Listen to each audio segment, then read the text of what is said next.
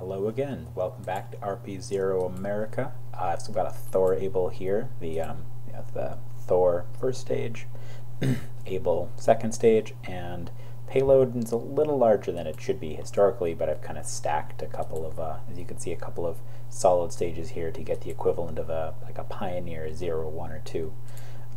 Well, it looks like, so I paid a little bit of research to increase the starting effectiveness of my Able stage. Wish me luck with that. I'm going to try to kind of get in the plane of the moon.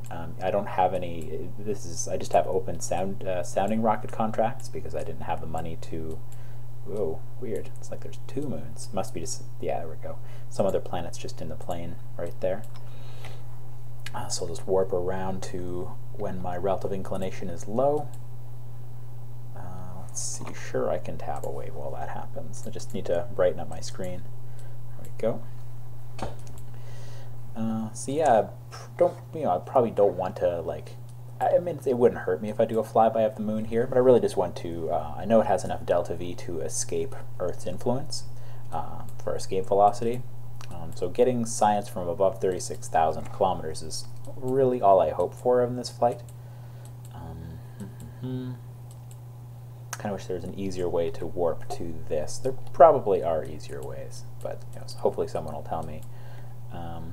What I usually do is kind of warp this way until I get there, and then leave the pad, and then come back to it, so that if I revert, it comes back right to this time. Although I hope to not revert, or to have to revert either, because I've got some, some efficiency, some ability with the first stage engine on this, and in my previous test that kind of got borked by test flight. It's a whole separate story, but Agathorn very quickly came up with some kind of patch for it, which is nice, where I tried to, after doing this kind of test successfully, like leaving the, I have the video recorded and everything, probably won't post it since I'm basically redoing the same mission here. There we go, kind of within a degree there. Oh, and it's a daytime launch, which is nice. Looks like kind of close to sunset. But I did this flight with no data, and I fluked out, and somehow that engine didn't fail. And then I went to invest a bit of research cash into it, and lo and behold, it ate all my money. Yeah, so I was launching with no avionics control, but there we go. Once we burn through a little fuel, I've got control now. Yeah, so that kind of borked the save, because I had a backup of the save, of course, just from before I had flown the very lucky flight where the second stage did not fail. So I'm hoping that same thing will happen here. I did have a test where the second stage failed partway through. Really the worst thing would be, for anything, would be a failure to ignite, where Loga or somebody on the IRC chat pointed out that I should be able to see a failure like that in here, but yeah, I'd rather just see it in the test flight interface myself. Enable flight HUD, so it'll show most types of failures there. I'm gaining data. Ooh, I really should have been arcing over, but actually this is probably a better trajectory for this rocket, because the first stage has so much delta V, and we have such a high acceleration at the end of this stage's run. It's probably a good idea to. I don't want to arc. I don't want to be too far off of the surface vector. Probably a good idea to take a path where I head mostly up, and then only later do I start arcing down.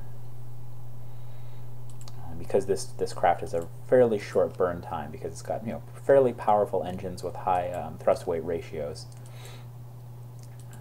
which means it doesn't have a very long burn time, which means by the time the second stage burns out, we need to be in orbit, so it has a very short time to accomplish that. There we go. So the dynamic pressure is dying down there, so it means I'm safe to start arcing more radically from the surface prograde vector. So far, no failure of this stage, which is good. It's a relatively reliable stage for me. Mean time between failure of 60 minutes with the amount of data I have. So it's only going to fail once in a while, which is good. Which is kind of rough with the really low cash situation I have, the way I've set up career. But I think it's a decent balance. I just have my career not balanced well. I might actually okay, let's arc over more now. Might actually edit my save so that I get a bit better of a payout for missions, just like by 10% more than I get now, which should be enough that, you know, if I need to grind, it's not too crazy to have to grind out a little bit of cash. Or hopefully that I don't really have to do any grinding at all, but we'll see. So let's see, 42 seconds left.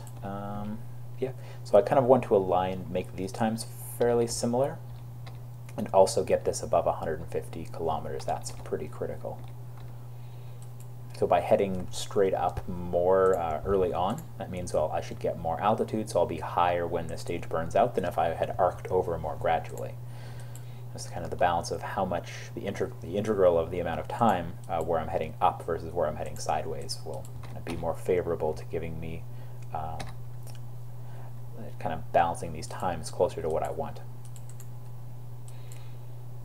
Okay, so these everything there looks pretty good. I'm gonna get pretty close to 0 degrees now, maybe just slightly below, and just watching this so I can hot stage this when it gets down to about 200 delta V. There we go, close enough. You can see the engine did light, as you can see the plume, and there we go. We leave the first stage behind, and I really like how it just kind of the engine pops out of that fairing there.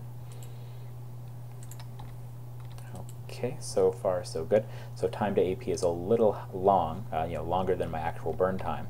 So that's why I want to be a little bit below this. Oh, I want to drop those. There we go. I want to be a little bit below the horizon. So I'm pitched down just a degree or two. In my previous video, I had a lot of trouble because, you know, once I get to orbit, I need to be able to control how the rest of this is, you know, angled. It's pretty similar to the Explorer I had, actually, right? I need to be able to control which direction I point in. Of course, I can control when as long as I have avionics control, I can control when I need to pitch down a bit more, when I set off my solid engines. But basically, I've got 2 stages of solids here to, you know, shoot me towards the moon. The actual Pioneer craft, this is, you know, the first and second stage of this are quite similar to. It just had a single kind of purpose-made solid to send the Pioneer package on a flyby of the moon, but I don't have procedural solids right now, nor do I have any mods. Radar-Nix mod, of course, has this specifically, has this craft with the right payload and the right solid fueled upper stage to send the craft towards the moon and everything, but, you know, obviously I don't have that mod installed right now for memory reasons, and it's not currently configured for RP-0, but I'm going to be kind of taking down a bunch of numbers of, you know, what these stages cost here, so I can, you know, use those to price the parts for his mod, because they're really nice models for his early US rockets. So I'd definitely like them to be an option in RP-0, because I kind of like, you know, I like to have the option to fly these recreation craft. So this time is now below the rest of the time of my total stage. Thankfully, you know, just too many things going on. I haven't been able to pay attention to this number, but thankfully it has stayed low. Pretty much trying to stay pointed at 90, so that time is kind of mellowing out. It's not really going down, going up or anything. So, but of course this goes down 1 second every second, and I might actually end up cutting the engine out early. It's hard to say. In kind of with my previous trajectories where I was arcing over gradually, I had the extra delta V that I didn't end up needing, so I had to shut off the engines early. Whereas here I might not. we'll find out very shortly. So I want to be pretty close to 0 here. Looks like we've made it to orbit and cut out the engines. Yeah, so I had 200 meters per second extra delta V, and so I was lucky that time as well. So it did actually run all the way through. So now let's, so this is with the burnout stages. We got quite a bit of mass to orbit in practice. So of course, this is no longer useful. It only has the 1 ignition, so it's totally useless.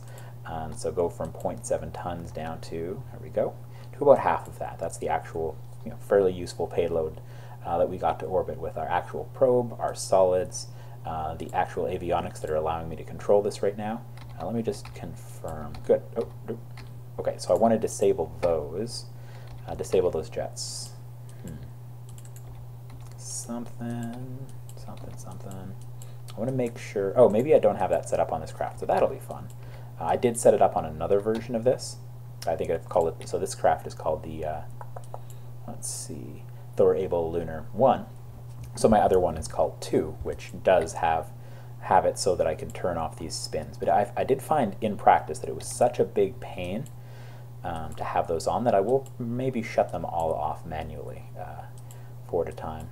So launches, as I progress through this, launches are no longer, oh yeah, I can't actually set up maneuver nodes. Well, that's okay. I can kind of guesstimate hitting the moon. So it's there, so if I kind of set up a burn over here, actually pretty close to where my AP currently is, which is good, because it tells me how much time I have till I get there. Then I will arc, the moon will be about here, maybe over here, maybe I want to burn a little closer to that ascending node. Like, that's not there on purpose or anything, it's just, it happens to be a good reference for this. So somewhere between those two is where I want to make the burn. So normally I would create a maneuver node which could let me kind of orient my craft in advance. But actually, I'm on the opposite point of my orbit there. So in practice, if I point directly backwards and keep my craft pointed that way, by the time we come around here, that's going to be the opposite. So that's a handy reference, actually. So let us try to point the craft opposite the direction of our travel. Just trying not to use too much nitrogen. Oh, not too bad, actually. Because it has some, it's not just the 4 jets pointing out that are currently firing. It's a bit tricky to control because it induces a roll, kind of induces motion in a direction I don't want. Wow, this is way better than the video I'm totally not going to post. It took me way longer. I got pretty frustrated with those 4 jets not really contributing. Okay, so now of course I'm going to cheat because I can. Just use lock SAS and time warp to kill that rotation. I would obviously like to kill a rotation naturally, but man, with these 4 jets there, it's next to impossible, or just a big pain in the butt. So we can just take a moment to look at how the planet looks from orbit here. This is by the actual, whoa, clicked funny. By the actual natural light of the sun there. It might not look quite as good on the video, but it looks pretty good on my screen.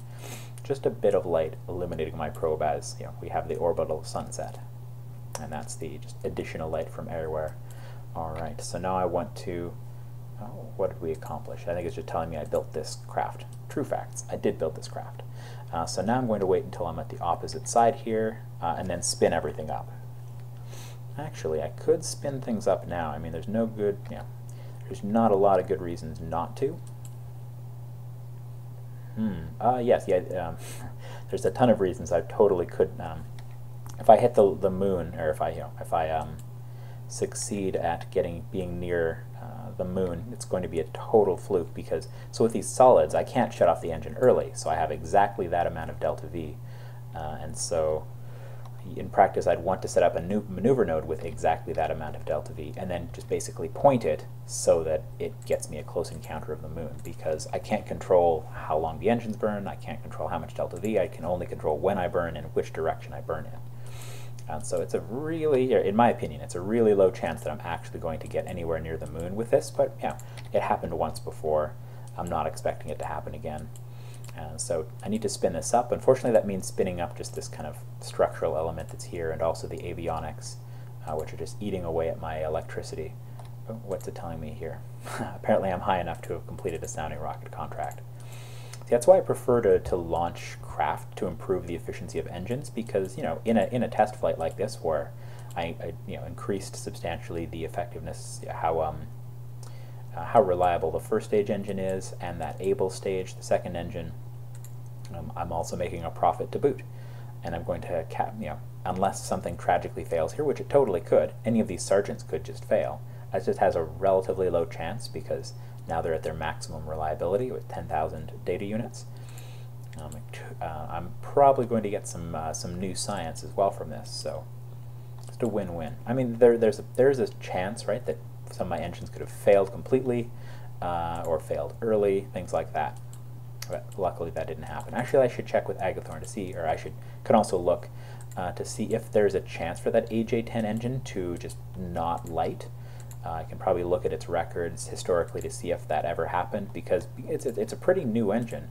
It's to me, I haven't researched it too in depth, but it kind of looks like a bigger version of the Aerobee engine, burns somewhat similar fuels, and so it's a pretty kind of primitive design. I mean, it is AJ-10 early.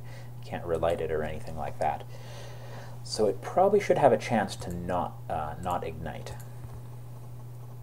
although it's kind of hard to break the like to look at those historical failures, because some of those engines failed just because the fuel wasn't settled towards the bottom, so the pumps caught like a gas instead of actual fuel, and that just wrecked them. There we go. So close enough. All right. So I've definitely spun up, and so for those there's a well-known reason why the engines failed. Yeah, this is a little misaligned. It probably won't be that way in 1.1, just because I'm using a newer version of Real Plume. There we go. So the first stage got me out, speeding me up hugely, got me out to a pretty high altitude, and wow, yeah, it happens. All right. The downside is, or at least at the moment, I don't have any contracts that for a lunar flyby, and actually I'm not below 5,000 kilometers, so I think that's actually required to to judge completed the lunar flyby contract. But I'm still very pleased with that. That was pure luck that I'm going to get that flyby of the moon, and not close enough to actually have completed the contract for lunar flyby. I believe if I actually had it open. And where am I flying over now? Let's see. Where am I? That is a good question. Oh, Australia. All right then, fair enough.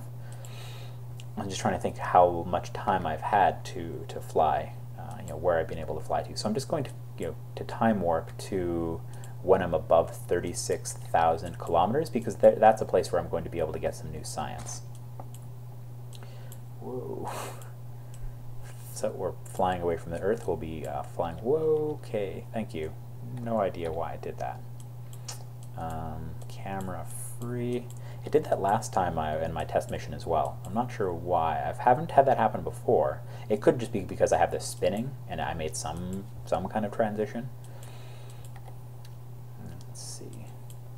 So we're going to be flying away over the ocean, so we won't get to see the continents from really far away, unfortunately. Oh yes, and I've completed the Sounding Rocket High contract. See, it's a good little chunk of cash to pick up if you're going to go to the moon. Schnobs, or however you'd pronounce his name on the IRC for Realism Overhaul, points out, if you're going to be doing these certain things in a mission, like if you're going to be going to the moon, you may as well pick up those Sounding Rocket contracts because it's free money. And I do try to do that, even though with my current difficulty it doesn't farm me very much cash. So I just want to get far enough away that I can pick up some more science. And then I believe I'll end this video. But it was a really successful test of that hardware. I just need to, obviously do other things in the life, but also I need to reboot the game, because I believe I found what causes, if you've ever played RP-0 before, you know that AJ10 engine I used as my second stage, it wobbles really bad if you try to use MechJeb to get it to hold position. And I think I might have found what causes that, and so I need to restart so that setting can take effect. Now I'm so far away from the Earth that it's, basically the game engine has trouble telling whether the ocean or the cloud is above the other. I think it's called Z-fighting, and therefore it makes that crazy pattern. There's probably some clever trick that the graphics modders can use at some point. Once that becomes a high enough priority, like once they've perfected all the other things they're doing. With the Eve mod and BlackRack with Scatterer and Pingo Pete kind of configuring and tweaking RVE. There we go. So we captured a whole bunch of new science way up at this altitude. So this would be the altitude and view that a geostationary satellite would have. Obviously we're not over the equator or anything like that, but this is the distance that all those satellites have to be away from to kind of sit over a spot on the Earth consistently. And that's actually a mission we'll be doing not too far down the line. It requires kind of a similar craft to what we had there. A little more complex. I like to have my probe with a lot more RCS, so you can kind of fine tune, because it's very, very difficult to get exactly that orbit around the equator and at the right altitude for a geostationary satellite. I've actually been thinking of benchmarks that would be just a bit easier, but kind of in the same vein. For missions to do before geostationary. And also I looked up the first, mostly people playing this will either play kind of with American hardware, or they just won't care and they'll use whatever rocket engines they'd like to. So they'd either play a pure American game, pretend that they're the American space program like I'm doing here, or they would do a pure Soviet mission. And so if you're doing a true Soviet program, you're launching from only the Soviet launch sites with their engines, you'll find that it's actually very hard to put something in geostationary orbit. So in practice, the Soviets used an orbit type called Molniya, which is really interesting. I might discuss it more in the future. It's actually what's called the Tundra orbit, I think, in stock Kerbal. That's kind of similar. So that's what they use for their spy satellites. And also, there's a difference between geostationary and geosynchronous, and so it might also be worth us including in RP-0 a contract for a geostationary contract or lunar flyby. One of those, yeah. See, altitude has to be below 5,000. So I've been thinking those would be contracts that would make sense. So obviously weigh in the comments if you think that makes sense or not. If you'd like that as kind of a benchmark where you get it kind of leads you towards being able to do a geosynchronous mission. So geostationary mission by doing a geosynchronous one first, or let's see, yeah. So I'm just not going to be close enough for that. Or a Molniya kind of tundra orbit. That might be a bit trickier for us to design a contract for. And honestly, I haven't designed any contracts. I just want to come up with ones that are good, that would be useful for RP-0, and then either learn how to configure contracts for it myself or convince one of the other nice people who already know how to do it to give it a shot. But yeah, that was a very successful mission. I made some cash from it, and I have another, a better version of that being built. In 35 days it will be done, but I really need my mission control, this facility, to be upgraded. So I'll have to wait the 100 days, because once this facility is upgraded, and yes, I did have to cheat the cache, unfortunately. That's why I want to increase the the payout for missions just by 10%, so I don't have to cheat extra cash in once in a while. We definitely need to increase the recommended payout for missions if you're playing with test flight, because a failed mission, failed rocket like that can just eat a ton of your cash. But anyway, no reason for you to watch me stare at this, so I'm just going to wait until that completes in 100 days. So we'll be, maybe late in 1954, and then we'll be able to do a flyby, hopefully a closer flyby of the moon, and we'll go from there. So thanks for watching. I hope you tune into the next video, and goodbye.